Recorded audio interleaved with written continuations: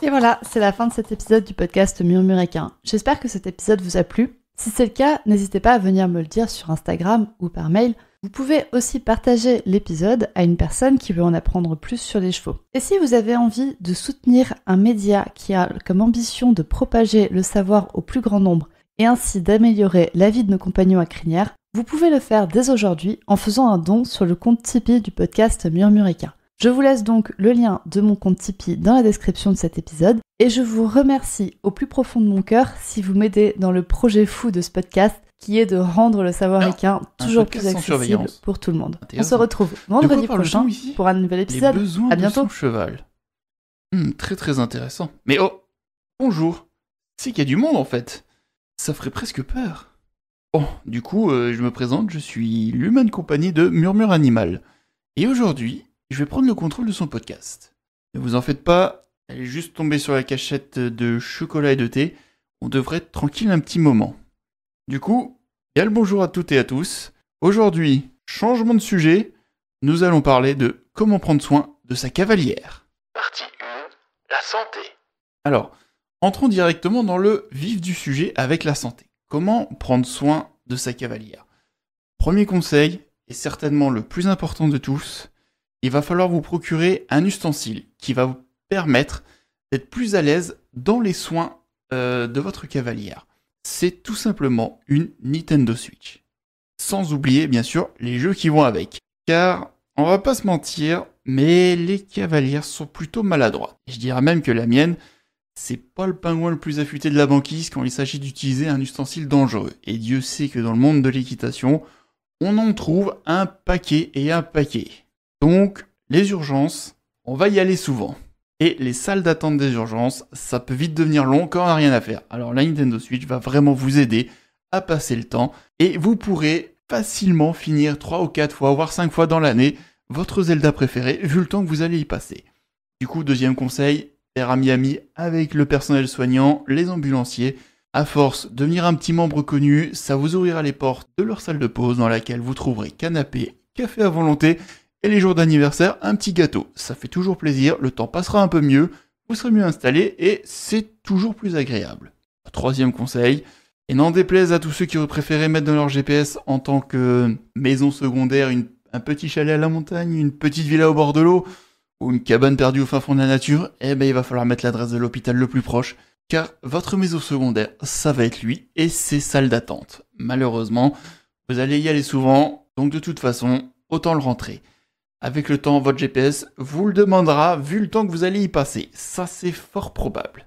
Mais, bon, dans tout ceci, quand même, il y a un point positif. C'est qu'à force d'y aller, vous pourrez demander au médecin d'exécuter des petits contrôles supplémentaires et faire les vaccins, faire tout ce qui est routinier en même temps que les soins d'urgence qui sont à faire. Ça vous évitera de revenir une prochaine fois. C'est toujours plus agréable. Personnellement, moi, j'en profite pour toujours demander s'il faut refaire les vaccins ou pas. S'il le faut, autant qu'il en profite tout de suite, tant qu'on est là, on fait tout d'un coup, au moins on est tranquille. Et au niveau des vaccins, je vous en conseille deux fortement, le Tapiste et le Celeria. Alors le Tapiste, pour ceux qui ne connaissent pas, c'est le vaccin contre l'achat compulsif de tapis, et le Celeria, c'est la même chose, mais pour les selles. Donc, grand conseil pour que vous les preniez, c'est très très important. Bien sûr, j'attends avec impatience le Licolira, c'est la même chose pour les licoles. Il n'est pas encore sorti, il est en phase de test et forcément, et personnellement, j'ai inscrit ma cavalière sur les listes d'attente pour être les premières à en bénéficier. Vivement qu'ils sortent. Partie 2, la nourriture. Bon, côté nourriture, il n'y a pas de régime spécial. Là, va falloir se référer au manuel d'utilisation de votre cavalière pour ses allergies, ses intolérances, mais de manière générale, à part ces points particuliers, tout le reste va bien. Là où il va falloir prêter un point d'attention, c'est surtout sur la quantité de nourriture administrée, car il y a deux phases. Il y a la phase où elles sont en écurie et il y a la phase où elles sont en salon. Lorsqu'elles sont en écurie, elles vont beaucoup bouger, elles vont beaucoup se dépenser, ce qui va leur demander pas mal d'énergie. Et donc lorsqu'elles vont rentrer, il va falloir leur apporter cette énergie consommée. Donc, de ce côté-là, si vous cuisinez, prenez une cuisine riche, très très forte, lésignez pas sur les quantités. On va même parler d'ajouter 1 voire 2 lignacs d'huile, de sucre, de beurre, de tout ce que vous voulez, de toutes ces bonnes choses. Bien sûr, le lignac est une unité de mesure gourmande et croquante, donc 1 ou 2 lignacs suffit amplement à rendre votre plat extrêmement joyeux au niveau des graisses et des sucres et de tout le reste. Vous allez voir, c'est goûtu. Pour ceux qui n'ont pas la main cuisinière, bien sûr, l'appli de livraison de votre choix sera votre meilleur ami. N'hésitez pas à enregistrer quelques restos spécialisés dans la graisse, dans le sucré, dans la cuisine forte, lourde. Ça lui fera bien plaisir. Parce que lorsqu'elles rentrent, si vous n'avez rien préparé, elles vont vous bouffer la table basse. Littéralement. Faire à manger vous coûtera toujours moins cher que d'aller chez Ikea tous les week-ends acheter une table basse ou une table à manger. Selon leur appétit, c'est l'un des deux qui y passera. Et si vous avez oublié d'en racheter, elles vont vous bouffer les meubles autour, donc cuisinez, ayez quelque chose à manger quand elles rentrent, ça vous sauvera la vie. Par contre, en salon, les choses changent. Elles ne bougent plus, elles sont plutôt statiques, elles ne font pas grand chose, par contre, elles veulent manger la même quantité. Et là, les ennuis commencent car il va falloir absolument freiner les quantités absorbées ainsi que les apports en graisse, en sucre, en tout ce que vous voulez. Il va falloir les freiner fortement si vous voulez pas avoir une chocoture. Une chocoture, c'est comme la fourbure chez les chevaux, pour les cavalières, et comme on l'a vu plus haut, on va quand même essayer d'éviter de voir au maximum le médecin, étant donné qu'on va déjà beaucoup le voir. Donc on va faire attention. Pour cela, vous avez plusieurs solutions. Les solutions les plus simples, c'est de cacher la nourriture, de la mettre hors de portée, de l'enfermer dans des placards fermés à clé, cadenasser le placard si vous le souhaitez, mais attention. Certaines d'entre elles ont le nez fin et trouvent facilement les cachettes. D'autres ont le nez fin et les doigts agiles et vous ouvriront n'importe quoi. Vous ne pourrez rien faire. Dans ce cas-là, on va passer à une grosse arme. On va dire pas de destruction massive, mais une arme assez forte. C'est le bâillon. C'est l'équivalent du panier pour les chevaux. C'est très efficace. Ça limite énormément l'apport. Le seul problème, c'est que ça ne se trouve pas du tout dans les mêmes magasins. Il va falloir aller dans des magasins très spécialisés. Bon, je pense que vous trouverez assez facilement. Mais bon, c'est un peu dommage. On ne le trouve pas dans les mêmes magasins. Alors que les couvertures pour chevaux et pour cavalières sont dans les mêmes magasins. Bon, allez savoir. Et petite parenthèse, les couvertures pour cavalières s'appellent des vestes et des pantalons. Ça vous aidera, les vendeurs que vous comprendront plus vite et vous orienteront vers les bons rayons. Du coup, je vous fais confiance pour trouver les bons magasins et tous les ustensiles dont vous aurez besoin. Partie 3. La propreté. Là aussi, un chapitre assez important sur la propreté. Donc, lorsqu'elles vivent en salon, vous n'aurez aucun problème. Elles sont autonomes, fonctionnent très bien toutes seules, il n'y a rien à faire, c'est automatique. Le problème et les ennuis commencent lorsqu'elles rentrent de l'écurie. Lorsqu'elles sont en écurie également, vous n'aurez aucun problème, rien à gérer. De toute façon, elles s'occupent toutes seules. Par contre, lorsqu'elles rentrent de l'écurie pour passer en salon, là, les ennuis commencent. Si vous ne voulez pas construire, disons voir, 2-3 carrières dans votre entrée avec tout le sable qu'elles vous auront ramassé pour faire des petits spectacles, avec les fourmis qu'elles vous auront également ramenées, il va falloir mettre en place une routine très importante. Premier point, on lui demandera de se secouer avant d'entrer. Plus les choses sont déversées dehors, plus vous serez tranquille. Pour cela, n'hésitez pas d'abuser du renforcement positif à forte récompense. Les chocolats Milka font toujours leur effet. Donc lorsqu'elle se secoue, on l'abreuve de chocolat Milka, c'est très bien. On fait toujours bien sûr attention à la chocoture, on fait attention aux quantités, mais on y va en renforcement positif. Deuxième point. Chauffer la salle de bain en avance. Il faut que quand elle rentre, la salle de bain soit chaude. Il faut qu'elle puisse rentrer de l'entrée, filer tout droit et être attirée par cette chaleur sans détour, sans rien, directement sous la douche, nettoyage, propre, on n'en parle plus.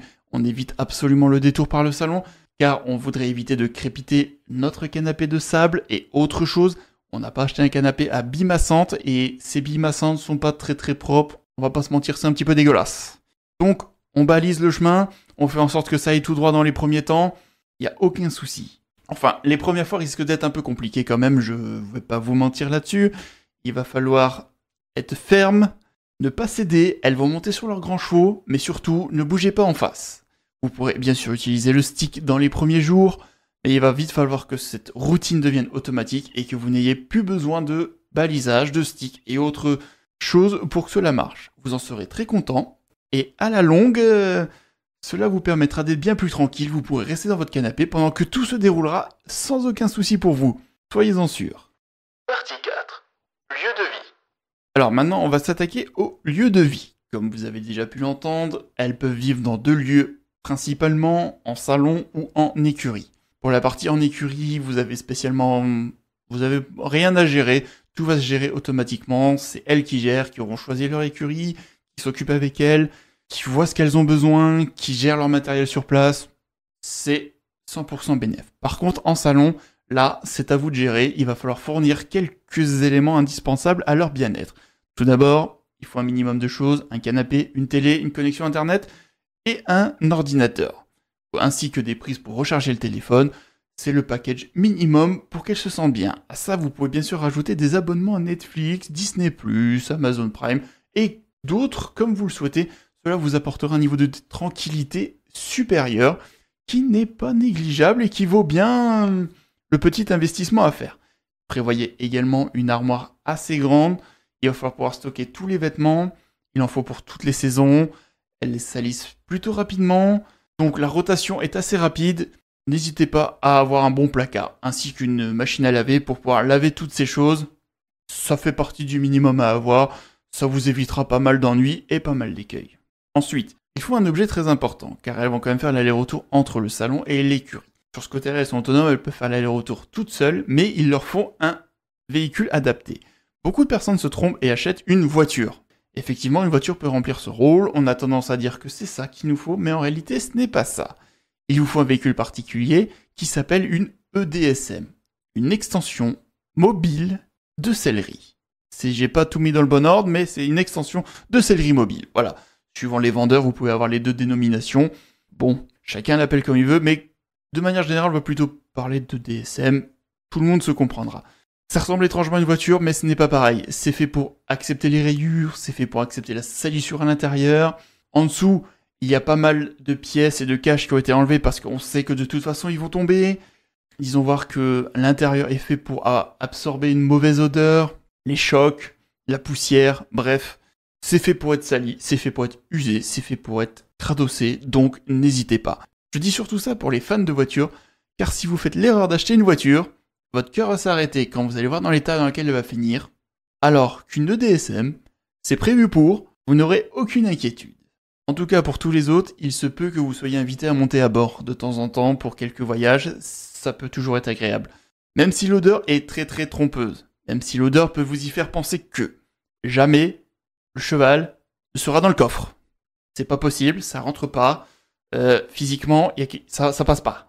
Hein, donc vous inquiétez pas, il n'est pas dans la voiture. Pareil, même si l'odeur prête toujours à confusion, un cheval n'est pas capable d'aller chier dans le véhicule, il n'y a aucun souci. Il ne le fera pas. Si vous sentez cette odeur, c'est tout simplement que les cavalières a préparé une coproscopie, que le colis est resté dans la voiture et qu'il n'a toujours pas été expédié.